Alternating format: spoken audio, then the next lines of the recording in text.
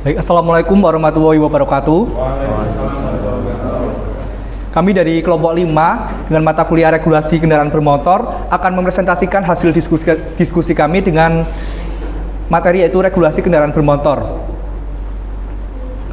Izin memperkenalkan diri, nama Taruna Muda Didasya Budi dengan notar 240210032. Nama Taruna Muda Guru Petrosa Lebaki dengan nomor notar 240 230 34.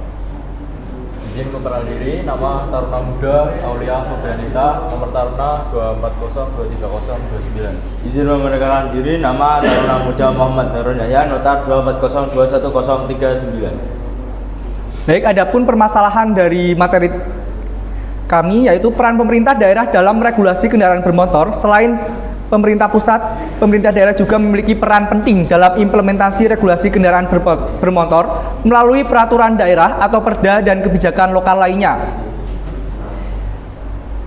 Pertanyaan yang pertama, menurut kelompok saya, bagaimana pemerintah daerah atau Pemda di Tegal dan sekitarnya dapat lebih optimal dalam menduduki regulasi kendaraan bermotor, khususnya dalam konteks kondisi lalu lintas, infrastruktur jalan, dan karakteristik kendaraan yang beroperasi di wilayah ini.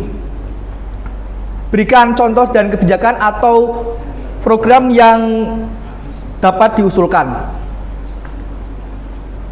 Dan yang kedua, bagaimana sinergi antar Pemda di sub-provinsi atau kabupaten maupun kota dan kepolisian aparat di tingkat untuk menciptakan sistem regulasi dan penegakan hukum yang lebih efektif dan terpadu di tingkat daerah.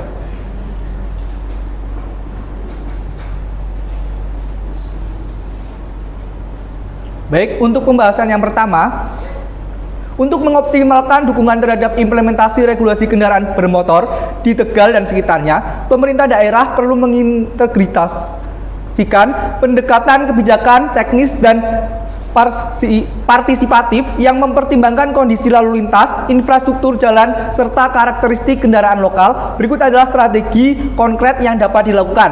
Yang pertama, evaluasi dan perbaikan infrastruktur jalan, meliputi pemetaan titik rawan kemacetan dan kecelakaan dengan menggunakan data traffic real time atau survei lapangan. Yang kedua, perbaikan jalan rusak dan peningkatan kualitas jalan lokal dengan banyak kendaraan terutama sepeda motor dan angkutan desa terpengaruh oleh kondisi jalan buruk. Yang ketiga, pembangunan jalur khusus untuk kendaraan roda 2 dan angkutan umum, mengurangi konflik antar jenis kendaraan dan meningkatkan keselamatan. Kemudian, adapun yang kedua yaitu digitalisasi sistem transportasi, meliputi penerapan e-tilang dan pemantauan berbasis CCTV untuk menegakkan peraturan lalu lintas secara konsisten. Yang kedua yaitu integrasi data kendaraan dengan melalui SIM dan STNK digital, membantu dalam pelacakan kendaraan layak atau tidak layak pajak. Baik, yang ketiga yaitu penerapan dan penataan angkutan umum, meliputi yang pertama reformasi trayek angkutan kota dan desa, yaitu banyak angkutan tidak layak jalan, trayek tumpang tindih atau tidak ekonomis. Yang kedua, penggantian kendaraan tua dengan insentif pembaruan armada, program konversi ke kendaraan yang lebih ramah lingkungan atau lebih efisien.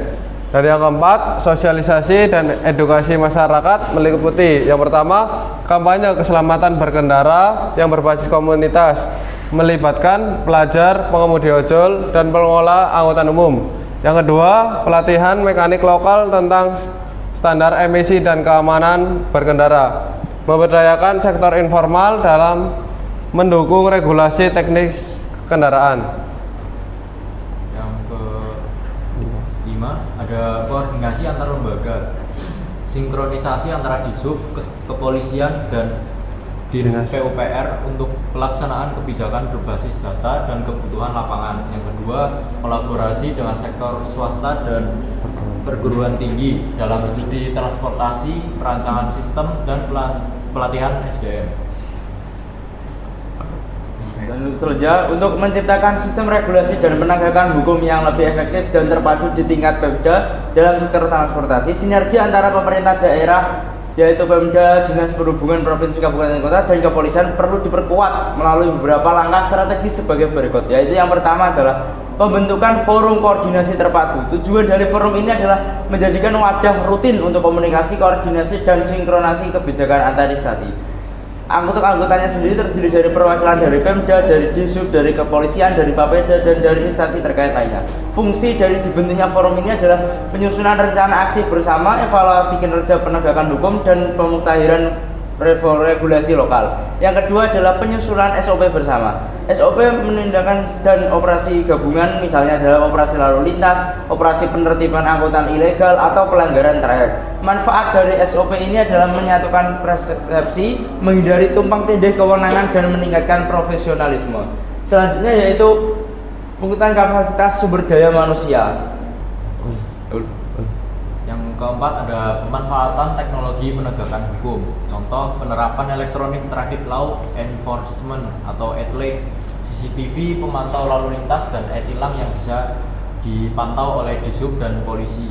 Manfaatnya mengurangi konflik di lapangan dan meningkatkan efektivitas penegakan. Yang kelima, partisipasi publik dan transparansi. Upayanya sosialisasi aturan dan kampanye kesadaran lalu lintas secara terpadu oleh ketiga institusi. Manfaat membangun kepercayaan masyarakat terhadap integritas dan keadilan sistem penegakan hukum.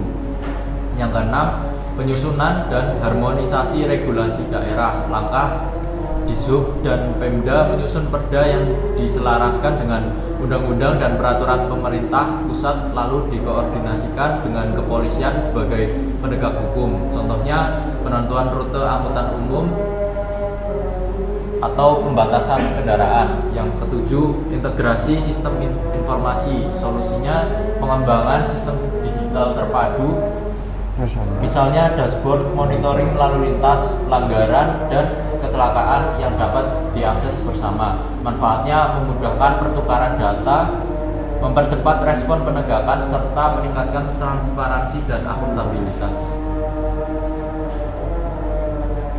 Baik, terima kasih. Sekian dari presentasi kelompok kami. Kurang lebihnya mohon maaf. Wassalamualaikum warahmatullahi wabarakatuh. Waalaikumsalam warahmatullahi wabarakatuh.